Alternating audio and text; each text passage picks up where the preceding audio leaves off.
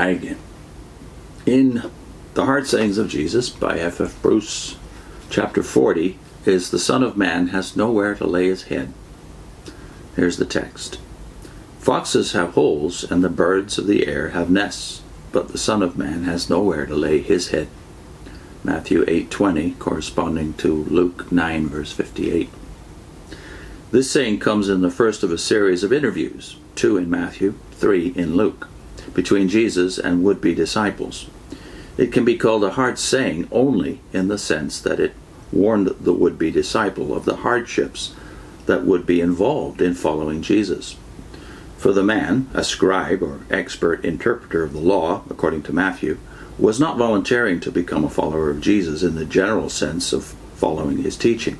He proposed to join his company on a permanent footing. "I will follow you wherever you go," he said. Jesus warned him that while wild animals have places where they can rest by night, the foxes in their dens and the birds in their nests, he himself did not know from day to day as he moved around the country where he would find shelter, or even if he would find shelter, for the next night. And his companions must be prepared to share the same uncertain lot. This lack of any place which he could call his own was only one aspect of the humiliation of the Son of Man, a humiliation which many of his disciples found it hard to accept. The saying has been made harder than it really is by attempts to understand the phrase, "the Son of Man," as something more or less than a way of referring to Jesus himself. One suggestion is that the phrase here simply means man in general, and that its application to Jesus is secondary.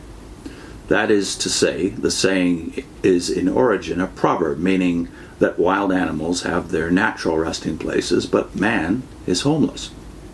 There is no evidence for the currency of such a proverb, and in any case it would not be true. Another suggestion was made by T.W. Manson, in line with his view that the Son of Man, in the teaching of Jesus, primarily denoted God's elect community, the true believing Israel, which Jesus was constituting around himself, and which in the crucial hour was embodied in Jesus himself. If the Son of Man has this corporate sense in the present saying, and by the way, that corporate sense seems to be derived from Daniel chapter 7, the Son of Man that is seen coming to the Ancient of Days, and the application of it there where it's applied to the community of Israel. If the Son of Man has this corporate sense in their present saying, then the foxes and the birds might be expected to have a comparable sense.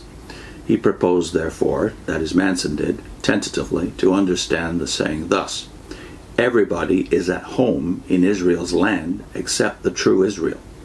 The birds of the air, that is the Roman overlords, the foxes, that is the Edomite interlopers, have made their position secure. The true Israel is disinherited by them. And if you cast your lot with me and mine, you join the ranks of the dispossessed, and you must be prepared to serve God under those conditions. The Edomite interlopers, by the way, were the Herods. Herod Antipas, the ruler of Galilee, is described by Jesus as that fox in Luke 13 verse 32. But Bruce says it is unlikely that the would-be disciple would have understood those allusions. It's best to take the words about the Son of Man as referring to Jesus himself. The saying refers to the continuing hardship, therefore, the continuing hardship and loneliness involved in following the Son of Man. I'll put in a link to a series we did, 4 videos that are interlinked. Why Jesus? What makes the Christian religion different than all others?